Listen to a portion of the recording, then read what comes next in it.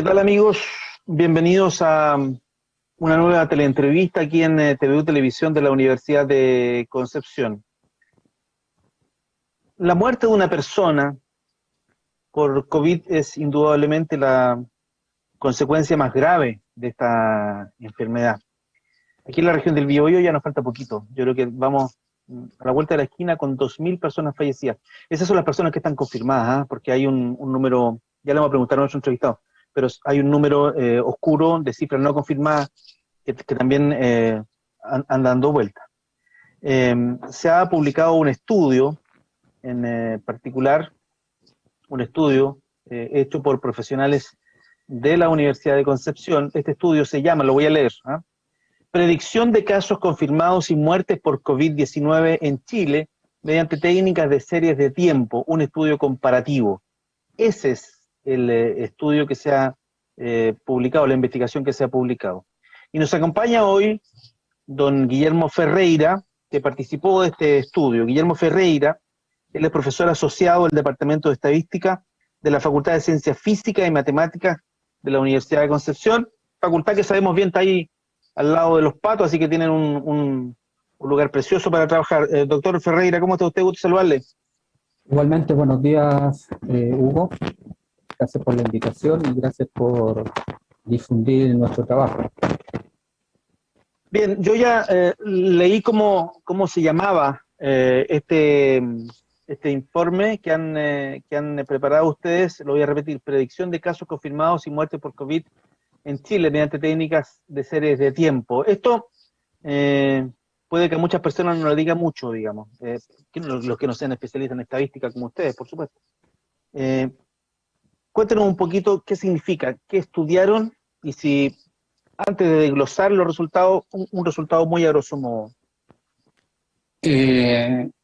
Bueno, nuestro trabajo, le comentaba que fue desarrollado por un equipo multidisciplinario, colegas del Departamento de Salud o de Enfermería en particular de la Universidad de América y un colega del Ministerio del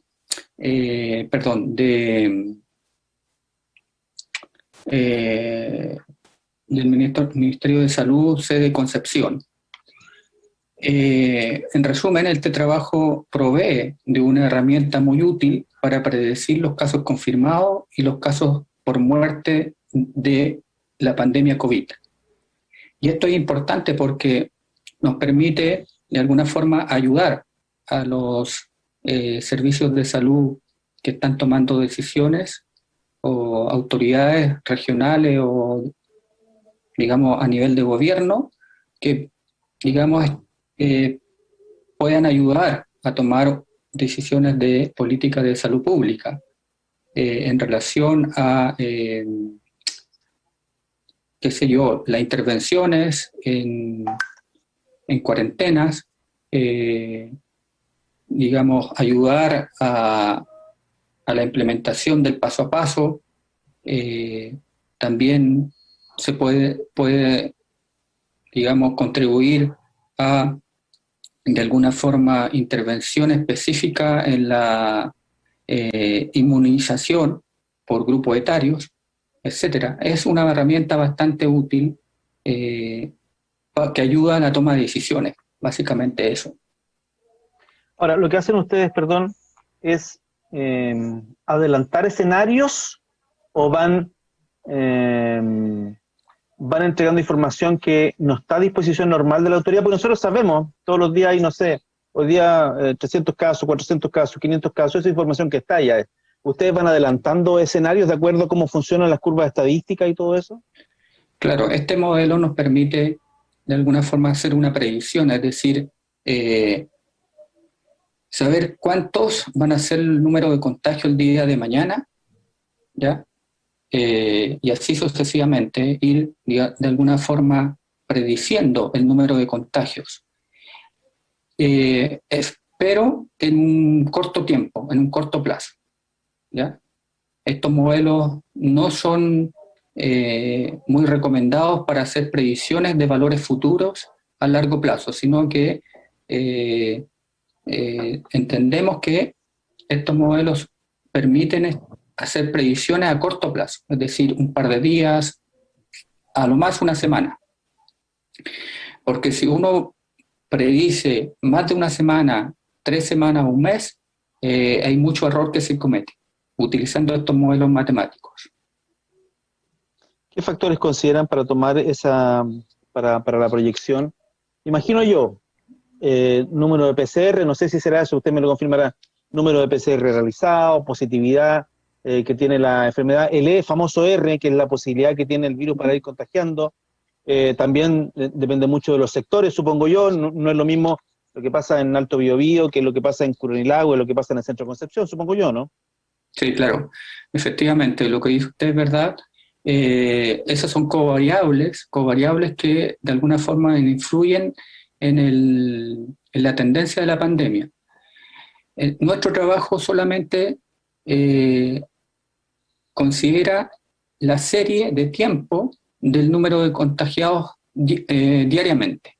Nosotros consideramos solamente el número de contagios de casos confirmados, esa serie de tiempo, y a esa serie de tiempo le aplicamos un modelo que se le conoce como modelo ARIMA. Aquí yo le voy a mostrar los datos que consideramos.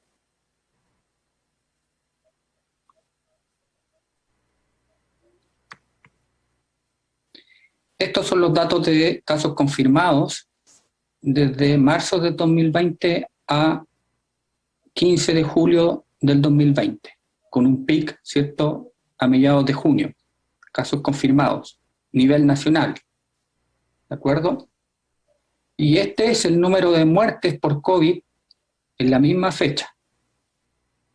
Entonces usted puede ver aquí, no tengo ninguna otra covariable, ¿cierto? No tengo el número de PCR, no tengo el número de camas disponibles en UCI, no tengo el factor o el efecto regional, no tengo nada. Solamente que en mi modelo o los modelos implementados, ¿cierto?, van capturando la tendencia de esta curva. Y, como le digo, en línea de color están los diferentes modelos que nosotros hemos propuesto, modelos que son muy útiles y muy conocidos en el ámbito de la matemática aplicada. Se les conoce como modelos de serie de tiempo. Entonces, si usted se fija, todos los modelos de alguna forma capturan la tendencia de los casos confirmados. Entonces nosotros hicimos, aquí son 6 modelos que probamos, lo mismo para las muertes por COVID. Si usted se fija, las muertes por COVID tienen un crecimiento exponencial en la fecha de estudio y las predicciones, ¿ya?, que están acá, a corto plazo, ¿cierto? 5 días, nosotros hicimos predicciones a 5 días, y fíjese en la línea azul y las predicciones, ¿cierto?, realizadas por este modelo, ¿ya?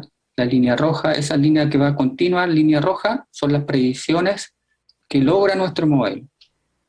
Y entonces, el mejor modelo, ¿cierto?, que nos da mediante un criterio de selección de modelos que evalúa la diferencia entre la predicción y los datos reales, es el modelo ARIMA, ¿ya? Un modelo bien útil, bien simple, que tiene más de 60 años de utilización en diferentes áreas. Por otro lado, las curvas de las muertes por COVID, ¿ya?, hay bastantes modelos que se ajustan bien, excepto estos dos, ¿ya? Excepto estos dos. Entonces, el mejor modelo para predecir las muertes por COVID es el llamado modelo de suavizamiento exponencial con tendencia amortiguada, que son 2 modelos, ¿ya?, bien simples y fácil de implementar. Por lo tanto, este trabajo nos permite, ¿cierto?, tener una herramienta para la discusión de análisis de la tendencia de la pandemia.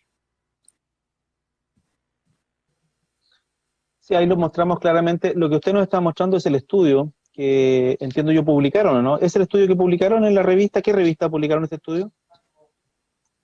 El estudio está publicado en la revista PLOS ONE.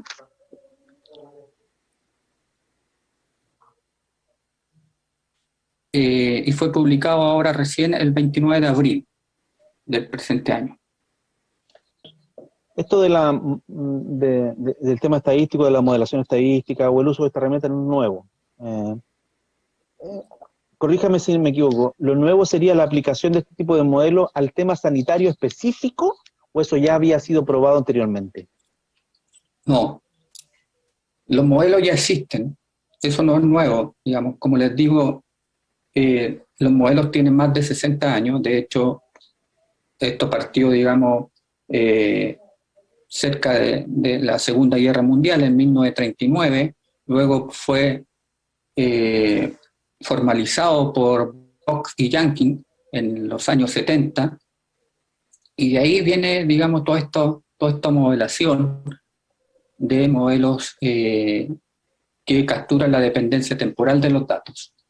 Lo novedoso es la aplicación que tiene estos modelos a la contingencia de la pandemia. ¿Ya? Hay otros investigadores o otros modelos, ¿cierto?, que se aplican a la predicción del número de contagios, números confirmados, muertes, que son modelos epidemiológicos que de alguna forma involucran la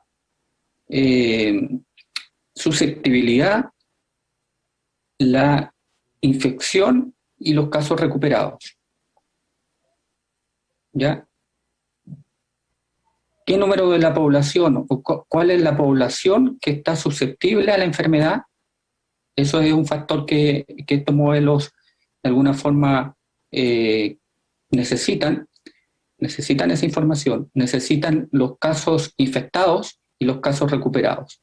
Esos modelos son muy útiles, ¿cierto?, pero tienen defectos, y los defectos es que no pueden predecir, ¿cierto?, de manera, digamos, de alguna manera exacta, los números de contagios o la tendencia de la pandemia. Porque esos modelos necesitan más información, la que usted indica, por ejemplo, número de camas disponibles en UCI, esa información, de alguna manera, en el inicio de la pandemia, toda la información sobre la pandemia era muy escasa, ¿ya?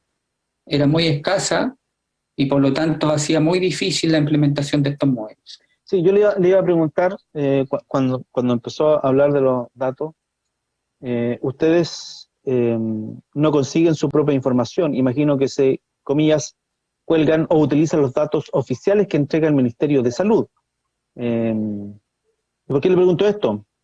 Porque al inicio de la pandemia, yo me atrevo a decir, tal vez en el primer tercio de la pandemia, hubo hartos problemas con la confiabilidad de los datos que entregaba el Ministerio de Salud. ¿Cómo trabajaron ese tema en particular? Bien, ese es un tema importante y que yo valoro del Ministerio de Ciencias, que rápidamente pudo recopilar la información y ponerla a disposición del público. Que esa información es confiable porque está respaldada por el MinSal y el mismo ministerio. Hay muchos colegas, mucha gente preparada, ¿cierto?, registrando y subiendo la información. Por lo tanto, nuestro trabajo, los datos se encuentran disponibles en el Ministerio de Ciencias, en todo lo que se refiere a COVID. ¿Ya? Hay muchas variables que uno puede estar disponibles para, de alguna forma, evaluar o estudiar el comportamiento del COVID. ¿Cómo entra a tallar el tema de la vacunación como variable? Porque la predicción de ustedes es al número de contagios y a las personas fallecidas. Y vemos que en algunos modelos funciona muy bien, digamos, porque el dato real con la proyección que hacen están muy en paralelo y funcionan muy bien. Pero la vacunación va a incidir directamente sobre ese tema. va a seguir directamente sobre el número de personas fallecidas, que ya de hecho demuestra, ha ido bajando en algunos rangos etarios, sobre todo los mayores de 60, ¿no es cierto? Estamos claros con ese tema. ¿Cómo incide Sí, el tema del efecto vacuna en sus ejercicios estadísticos? bien, el efecto vacuna debería influir a la baja de la tendencia del número de casos de datos confirmados, ¿de acuerdo? Entonces, nuestro modelo, ¿cierto?, es un estudio preliminar, ¿cierto?, que no considera ninguna covariable adicional, solamente considera los datos de casos confirmados y el número de muertes. El segundo paso de este estudio es efectivamente involucrar ciertos modelos de Machine Learning que utilizan mucha más información y en ese contexto podemos de alguna forma incorporar la covariable de vacunación, ¿cierto? O la ayuda del gobierno como covariables económicas, la geografía, porque no es lo mismo, ¿cierto?, el contagio que tiene la región metropolitana con la región de Aysén o la región de Arica, ¿de acuerdo? Entonces, todos esos covariables pueden ser incorporadas en un modelo más sofisticado que son los llamados modelos de Machine Learning o de aprendizaje automático, que últimamente están en boga. ¿Ya? Todos esos modelos están en boga hoy en día y creo que hay investigadores o colegas que ya han implementado este tipo de modelos al COVID. Ya nos quedan poquitos minutos para esta conversación. No sé si esta en definitiva va a ser la última pandemia que debamos enfrentar. No lo sé, digamos, ojalá Dios quiera sea esta la última pandemia. Pero si no es así, digamos, deberíamos enfrentar la próxima muchísimo más preparados. Deduzco yo, a propósito de que estas herramientas como la que usted menciona, no existían en marzo del año pasado. No estaba nada de esto. Y en rigor era una gran incertidumbre. Entonces, el poder adelantar escenarios resulta como fundamental. Esto va a quedar ahí. Y además hay otra cosa, que es el tema de la validación del método científico para este tipo de cosas. No es. Efectivamente. Para ir finalizando, redondéeme con esas dos ideas. Bien, como usted bien dice, la pandemia del COVID no había ninguna fuente de información anterior a este tipo de pandemia, ¿de acuerdo?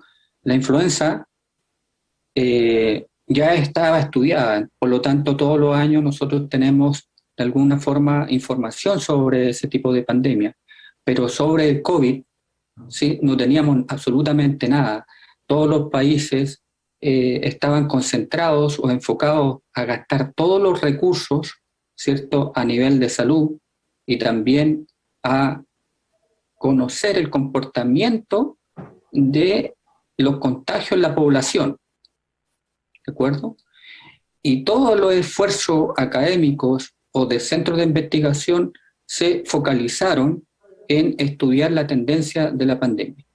A partir de ahí, ¿cierto?, todos los científicos que de alguna forma aplicamos matemática o estadística, nos enfocamos a analizar este tipo de fenómenos.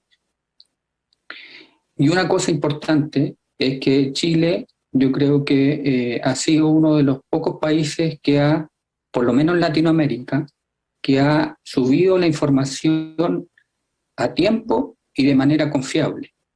¿De acuerdo? Y por ese lado yo resalto esa característica que ha tenido, ¿cierto?, el gobierno de Chile.